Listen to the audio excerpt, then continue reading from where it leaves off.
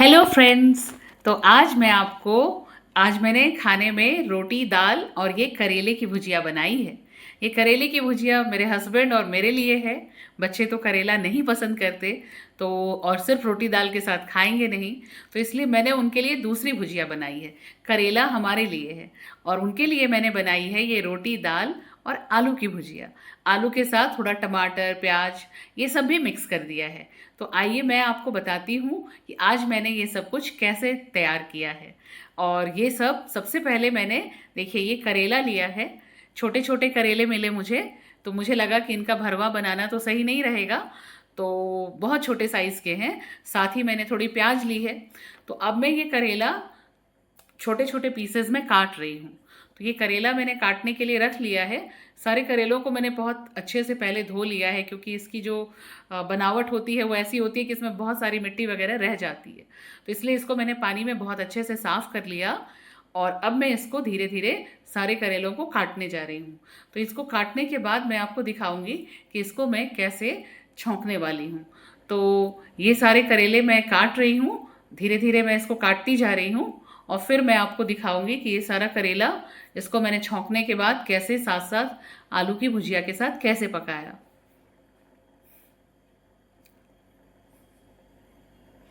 देखिए, ये मैं काट रही हूँ। कटते जा रहे हैं। लगभग मैंने कोशिश की है एक जैसे ही पीसेस रखने की। कहीं कहीं थोड़े बड़े साइज़ के बीज आ जाते हैं, तो वहाँ थोड़ी दिक्कत होती है। तो फिर मैंने इनको काट लिया। ये कढ़ाई है, इसमें तेल गर्म हो गया, ये छौंक दिया मैंने। और अब ये सारे करेले मैंने उसमें डाल दिए हैं। और थोड़ी सी नमक अपने स्वाद के हिसाब से और हल्दी अब मैं इसमें मिलाने वाली हूँ। तो वैसे तो करेले बहुत ही ग्रीन टाइप के होते हैं, तो इनमें आप हल्दी कम डालें ज़्यादा डालें, ये सारी हल्दी सोख लेते हैं। तो फिर भी हल्दी तो डालनी अनिवार्य है। तो मैं इसमें थोड़ा नमक मैंने स्वाद के हिसाब से डाल दिया। और अब मैं थोड़ी इसमें हल्दी ऐड करने जा रही हूँ। तो ये हल्दी भी मैंने मिला दी है। और अब उसको भूनने के लिए बगल वाले चूल्हे पे रख दिया। ये एक दूसरी कढ़ाई ली है, इसमें तेल गर्म हो गया। इसमें मैं जीरा लाल मिर्च का छौंका दे रही हूँ। और ये छौंक लगाने के बाद अब मैं आलू काट रही हूँ। तो मैंने आलू काट करके छोटे छोटे पीसेस में रख लिए। लंबे पीसेस मैंने नहीं काटे हैं, मैंने छोटे छोटे टुकड़ों में उसको काटा है। तो अभी मैं ये आलू काटती जा रही हूँ। इसको मैंने अ, इस कढ़ाई को पूरा अच्छी तरह से गर्म कर लिया, इसमें छौंका भी डाल दिया। और अब मैं इसमें आलू डालने वाली हूँ। तो देखिए, ये सारे जीरे के दाने बिल्कुल चिटक गए हैं, मिर्च भी अपना रंग बदल रही है। तो ये पूरी तरह से ये पक गया है। तो अब मैं इसमें डाल दूंगी कटे हुए आज के सारे आलू, जिसकी भुजिया बनने वाली है। तो ये मैंने आलू डाल दिए। तो इसकी मात्रा थोड़ी ज़्यादा है, बच्चों को आलू ज़्यादा पसंद है और सभी बच्चों को पूरा पड़ना चाहिए। तो आलू की मात्रा डाली है। और अभी मैं इसको बस आलू के साथ थोड़ा सा नमक, थोड़ी सी हल्दी इसमें मिलाने वाली हूँ। तो देखिए, इसको पलटने से पहले ही मैंने इसमें अभी ये थोड़ा सा नमक ऐड करूँगी। पहले चलिए मैं इसमें हल्दी मिला लेती हूँ। ये हल्दी है। और थोड़ा सा नमक भी इसमें मिला दूँगी। और अब मैं इसको, हल्दी इसमें थोड़ी मैंने ज़्यादा दी है, ज़्यादा आपको हो सकता है ज़्यादा लगे, सामने से मुझे बहुत ज़्यादा तो नहीं लग रही। ज़्यादा मैंने इसलिए दिया है कि इसमें आगे जाकर इस आलू में मैं थोड़े टमाटर डालूँगी। अभी मैंने नमक मिला दिया। और अब मैं स्वाद के हिसाब, अपने स्वाद के हिसाब से नमक डालिए। मैंने अपने हिसाब से अंदाज से डाला है, जो मेरे बच्चों को पसंद आता है। और अब मैं इसको भूनने वाली हूँ। तो मैं इसे भून रही हूँ। आपको शायद देखने में लगे कि हल्दी ज़्यादा है, बट मैंने जैसा बोला आपको कि अभी मैं आगे जाके इसमें टमाटर डालने वाली हूँ। तो टमाटर डालूंगी, टमाटर इसकी हल्दी सोख लेंगे। और फिर मैं साथ में थोड़ा प्याज भी मिलाऊंगी, प्याज मिर्ची ये सब भी डालूंगी। तो वो सब भी इसके रंग को थोड़ा कम कर देंगे। तो इसलिए मैंने जान के हल्दी की मात्रा थोड़ी तेज रखी है, तो ताकि रंग भी अच्छा सा आ जाए। बच्चों को खिलाना है ना, तो थोड़ा ये सब भी ध्यान में रखना पड़ता है। हम लोग तो खा लेते हैं, लेकिन बच्चों को खिलाने में थोड़ी मेहनत और बहुत सारी मशक्क़त बहुत ज़्यादा करनी पड़ती है। तो ये आलू भी मेरा साथ में भुनता जा रहा है। और बगल वाली कढ़ाई में मैंने करेले को ढक के रखा हुआ है, तो वो भाप से पकता जा रहा है। फिर मैं बीच बीच में उसे भी चला दूंगी। और मैंने प्याज काट के रखा हुआ है, तो वो प्याज में मुझे करेले में मिलाना है। तो करेला पहले थोड़ा सा वो भाप से पक जाए, थोड़ा नरम हो जाए, उसके बाद करेले में प्याज मिलाऊंगी। और तब तक मैं इस आलू को इसको मैं भूनती जा रही हूँ। तेल मैंने बहुत कम दिया है, जैसा आपने देखा कि मैंने तेल का इस्तेमाल बहुत कम दिया है।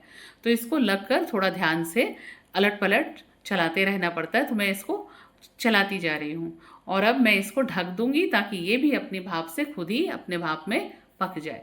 इसको मैंने ढक दिया और अब दूसरे चूल्हे पर जो मैंने रखा हुआ था करेला, अब उसको मैं पलट के देखूंगी और उसमें थोड़ा सा प्याज मिलाऊंगी। तो आज मैंने दो चूल्हों पर साथ साथ दोनों तरफ, एक तरफ ये आलू की भुजिया और दूसरी तरफ करेले की भुजिया चढ़ा दी है। इसको एक दो बार मैं पलट ले रही हूँ ताकि ये नीचे लगे नहीं। और क्योंकि तेल कम है तो थोड़ी देर में ये ठीक हो जाएगा, लेकिन अभी थोड़ा ध्यान रखना पड़ेगा।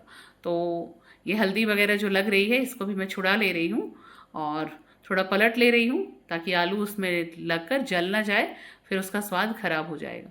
तो अभी इसको भाप छोड़ने में और पकने में थोड़ा टाइम है, तब तक मैं इसे फिर से एक बार ढक देती हूँ।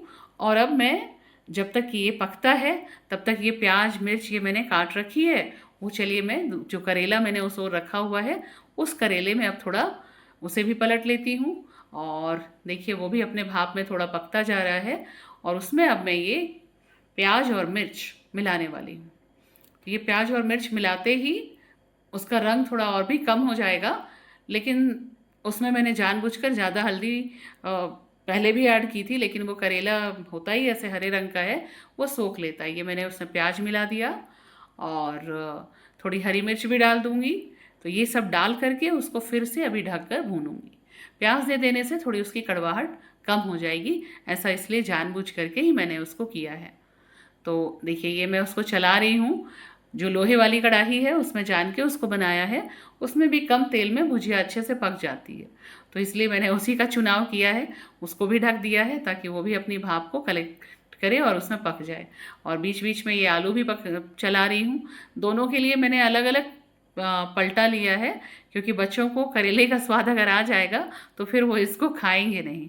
तो इसलिए आप भी ध्यान रखिएगा, अगर आपके बच्चे करेले पसंद नहीं करते तो आप ध्यान रखिएगा, और अगर खाते हैं तब तो फिर क्या कहना, तब तो आप बेफिक्र आप जैसे चाहें वैसे बनाएं, तब तो आपको अलग अलग भुजिया भी नहीं बनानी पड़ेगी। तो ये आलू की भुजिया लगभग रेडी होने वाली है। तो ये मैंने देखा कि ये थोड़ा पक गया है, फिर मैंने टमाटर हरी मिर्च ये सब काट के रखा हुआ है। और अब जब ये थोड़ा पक जा रहा है तब अब मैं इसके अंदर इसमें टमाटर मिक्स करने वाली हूँ। तो ये टमाटर मैंने रेडी किया हुआ है, अब इसको फिर से एक बार मैं ढक दे रही हूँ ताकि थोड़ा और नरम हो जाए। अभी आलू थोड़ा कच्चा है, फिर भी मैं इसमें अब इसको अब टमाटर मिला दूंगी ताकि टमाटर भी साथ साथ पक जाए। तो ये देखिए मैंने इसमें टमाटर हरी मिर्च प्याज ये सारा कुछ मिला दिया है। अब देखिए इसका रंग कितना सुंदर कितना खिला खिला आ रहा है। तो ये सारी भुजिया भी, और देखिए जब भी मैंने आलू डाले थे कितना आलू लग रहा था, और अब ये गलकर कितना हो गया और कितना कम होता जा रहा है। टमाटर डाल दिया, इसको भी थोड़ी देर ढक दूंगी, तो टमाटर के रस से और भाप से ये थोड़ा और पक जाएगा और आलू का स्वाद भी और बेहतरीन हो जाएगा। खाने में थोड़ा अच्छा टैंगी सा फ्लेवर आएगा, बच्चों को पसंद आएगा। तो बच्चों के लिए ही ये टमाटर मैंने इसमें मिक्स किया है। तो ये वाली भुजिया भी देखिए इसका रंग लगभग रेडी हो गया। अब मैं इसको रख दूंगी, ये रेडी हो गया है। अब मुझे साथ साथ परोसने के लिए रोटी बनानी है। तो ये भुजिया जब तक रेडी हो रही है, करेले की भुजिया भी लगभग पक गई है, ये आलू की भुजिया भी तैयार हो गई है। तो अब मैं इसको ढक दे रही हूँ, ये अब रेडी है ना। अब इसको और ज़्यादा मुझे पकाने की ज़रूरत नहीं है, ये रेडी है। अब मैं रोटी बना रही हूँ। अब दोनों भुजिया तैयार है, अब ये रही मेरी रोटी। तो ये मैंने तवा लिया है और इस पर मैं आटे की रोटी बना रही हूँ, गेहूं के आटे की रोटी, सादा रोटी। और बस इसको मैं तवे पर ही सेंक लूँगी। आज मैंने अलग से सेंकने के लिए किसी चीज़ का इस्तेमाल नहीं किया, तो मैं तवे पर ही रोटी को फुला लेती हूँ। बस ये पलटा और दूसरी साइड जैसे ही होगा, अब इसके बाद मैं इसको सेंक लूँगी और सेंकने के बाद उतार लूँगी। और गर्मा गर्म रोटी के साथ करेले की भुजिया, आलू की भुजिया और थोड़ी सी दाल भी मैंने बना रखी है, तो उसके साथ मैं इसको सर्व करूँगी। देखिए रोटी थोड़ी पक गई है, इस साइड तो लग चुकी है और उस साइड भी थोड़ी मोड़ी पक गई है। तो अब मैं इसको कपड़े से ही इसी तवे पर ही सेकने जा रही हूँ। तो आप कैसे रोटी फुलाते हैं आप ज़रूर बताइएगा। असल में कभी कभी ऐसा सुनने में आया कि रोटी जो तवे पर नहीं फुलाई जाती ना, तो उस जो डायरेक्ट गैस पर फुलाते हैं तो उससे गैस बनती है। तो बस इस चीज़ को ध्यान में रखते हुए मैं इसे तवे पर ही ऐसे कपड़े से अलट पलट के ऐसे फुला लेती हूँ। और फिर बस अब ये रोटी तैयार है और इसी के साथ मेरी थाली भी तैयार हो जाएगी। तो बच्चों के लिए बाद में, पहले हस्बैंड को ये मैंने करेले की भुजिया, दाल, रोटी ये सारा कुछ प्लेट में दिया, यही सर्व किया है। देखिए करेले की भुजिया कितने अच्छे से पकाई है और कितना अच्छा दिख रहा है ना। और बच्चों के लिए दिखाती हूँ अब मैं आपको। बच्चों वाली जो थाली है उसमें करेला नहीं होगा, उसमें तो आलू रखना होगा। तो ये रही आलू की भुजिया, दाल और रोटी।